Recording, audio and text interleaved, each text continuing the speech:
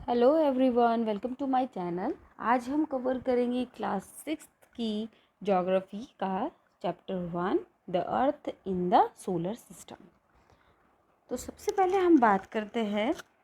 If we look at sky in the night it seems to be filled with tiny shining objects. Some are bright, other are dims, they seems to be twinkling. अब जैसे हम रात होती है तो हम आसमान में देखते हैं तो हमें छोटे छोटे से ऑब्जेक्ट्स दिखते हैं, जो कुछ तो ब्राइट होते हैं और कुछ डिम होते हैं, और ऐसा लगता है कि वो टिमटिमा रहे हैं। और वही क्या होते हैं? तारे होते हैं।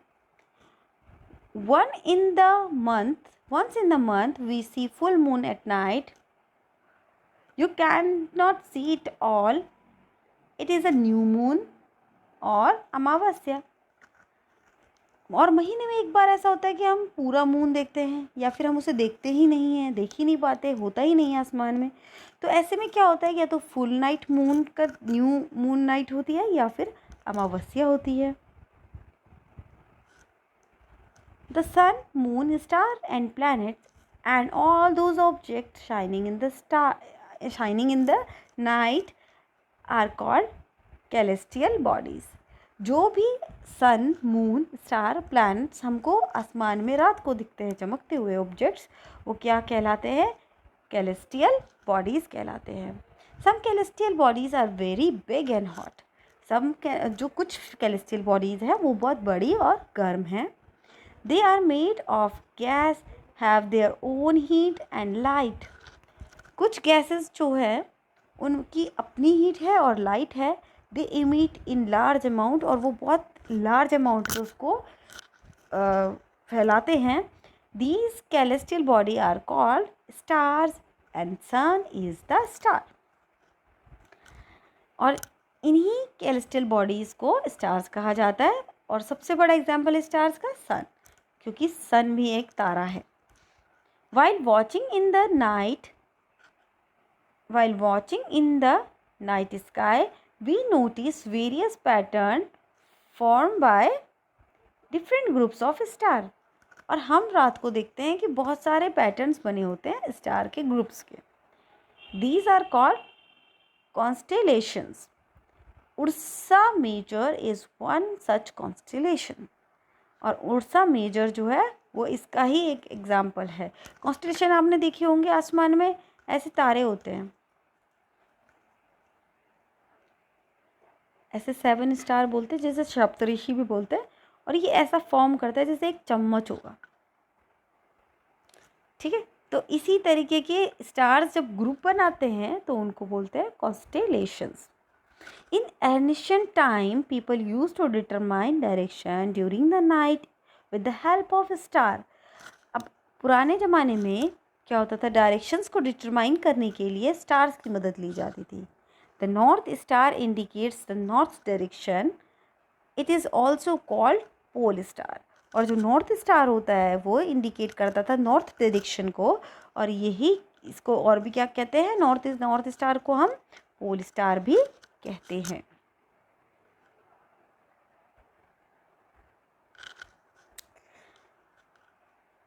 Some celestial body do not have their own light and heat. अब कुछ कैलेस्टियल बॉडी होती है जिनके पास ना लाइट होती है ना हीट होती है। They are lit by the light of the stars. और वो दूसरे स्टार्स की लाइट को लेकर क्या करते हैं? अपने आप को लाइट करते हैं, यानी जगमगाते हैं। सच बॉडीज़ आर कॉल्ड प्लैनेट्स। और यही बॉडीज़ क्या कहलाती हैं? यही चीज़ें क्या कहलाती हैं? प्लैनेट्स। प्लैनेट्स क्या है? एक ऐसे कैलेस्टियल बॉडी है जिनकी ना हीट होती है ना लाइट होती है, और ये दूसरों से लाइट लेते हैं। ऐसी ही बॉडीज़ को प्लैनेट्स कहा जाता है। The solar system. अब सोलर सिस्टम क्या है? The sun, 8 planets, satellites and some other celestial bodies known as asteroids and meteoroids from the solar system. Solar system बना है बहुत सी चीज़ों से, जैसे कि सन, 8 प्लैनेट यानी कि मार्स, वीनस, अर्थ, मर्क्यूरी, है ना, और Jupiter, Saturn, Pluto, Neptune, Uranus system, बहुत सारे प्लैनेट। और सैटेलाइट्स। सैटेलाइट कौन है? मून, सम अदर कैलेस्ट्रल बॉडीज़, और बहुत सी अदर कैलेस्ट्रल बॉडीज़ यानी तारे वारे जो भी हैं उसमें आते हैं, जैसे और भी साथ में एस्ट्रॉइड्स और मेटेरॉइड्स यानी जिनको हम उल्का पिंड भी कहते हैं हिंदी में, वो सब मिलकर बनाते हैं सोलर सिस्टम। अब बात करते हैं sun. The sun is the centre of solar system. अब जो सन है वो क्या है? वो है सेंटर, सोलर सिस्टम का बिल्कुल centre. It is huge and made up of extreme hot gases. ये बहुत बड़ा है और ये बहुत सारी गैसेस से बना है, हॉट गैसेस से बना है।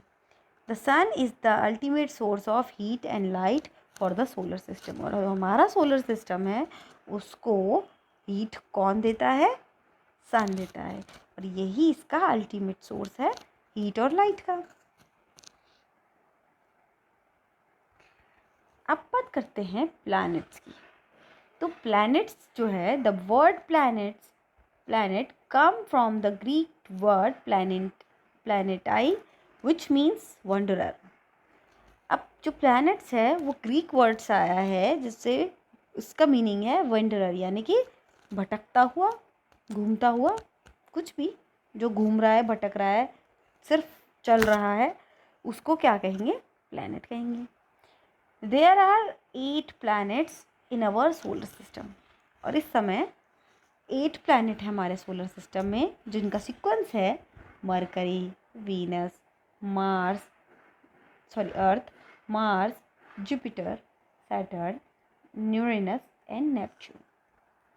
All the 8 planets of the solar system move around the sun in fixed path.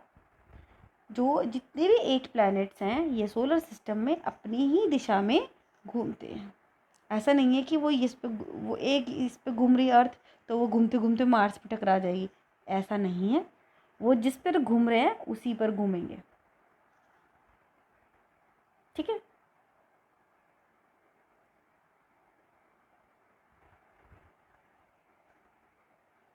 These paths are elongated, they are called orbit।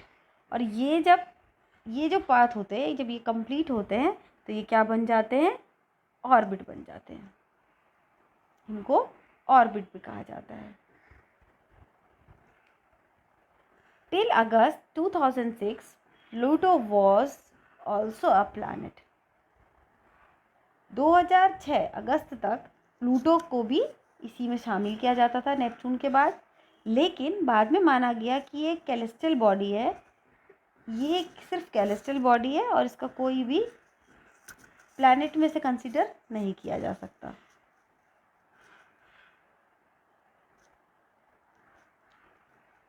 अब बात करते हैं अर्थ की। The earth is the third nearest planet to the sun and it is our home. ये बात सब जानते हैं कि जो सन है उसकी थर्ड जो है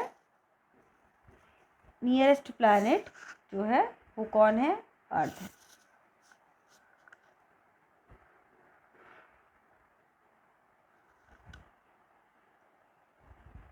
the slightly flatted flattered at the pole, जो कि पोल से थोड़ी सी फ्लैट है,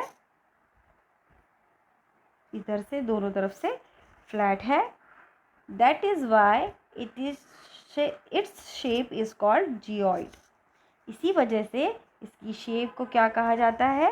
जियोइड कहा जाता है। Conditions favourable to support life are probably found only on the earth. और ऐसा माना जाता है कि जो भी लाइफ को सपोर्ट करने वाली फेवरेबल कंडीशंस है वो सिर्फ और सिर्फ अर्थ में ही है। From the outer space the earth appears blue. अगर हम स्पेस से देखें तो अर्थ हमको ब्लू कलर की दिखती है, क्योंकि इसका 2/3 सरफेस जो है वो कवर्ड है वाटर से, और इसी वजह से इसको ब्लू प्लैनेट भी कहा जाता है।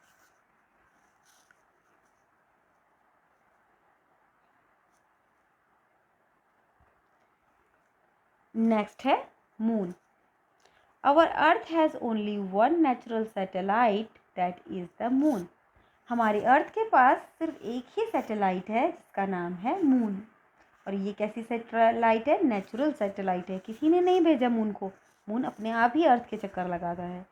इट अपीयर सो बिग, और ये बहुत बड़ा है, because it is nearer to our planet, क्योंकि ये हमारे प्लानट के नज़दीक है, दैन अदर कैलेस्ट्रियल बॉडीज़। और कैलेस्ट्रियल बॉडीज़ के अगर कंपेयर करें तो ये हमारी प्लैनेट्स के नज़दीक है, इसीलिए हमको ये बड़ा दिखाई देता है। The moon moves around the earth is about 27 days and 8 hours।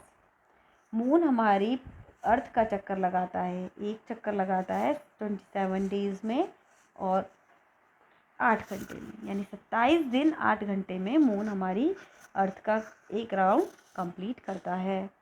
The moon does not have condition favourable for life, और मून के पास फेवरेबल कंडीशंस नहीं है जो लाइफ को सपोर्ट करे, इसलिए हम मून में नहीं रह सकते हैं।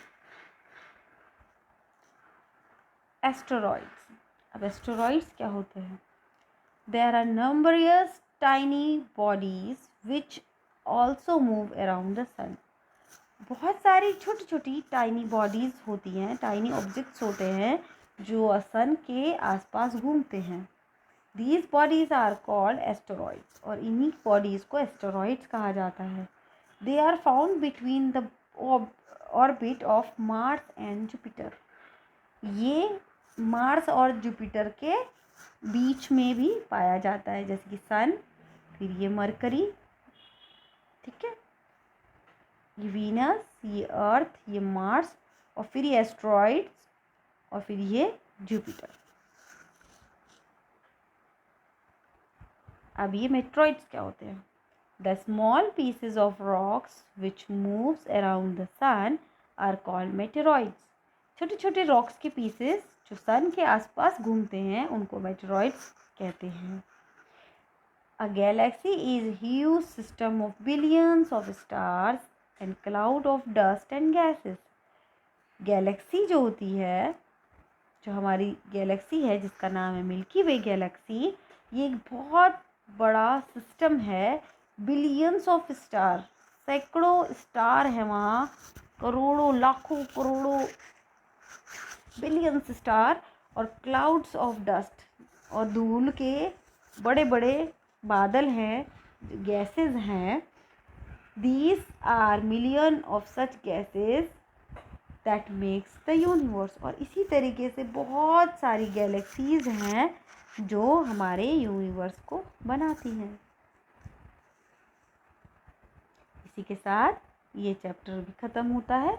हम अगला चैप्टर करेंगे नेक्स्ट वीडियो में। तब तक के लिए बाय।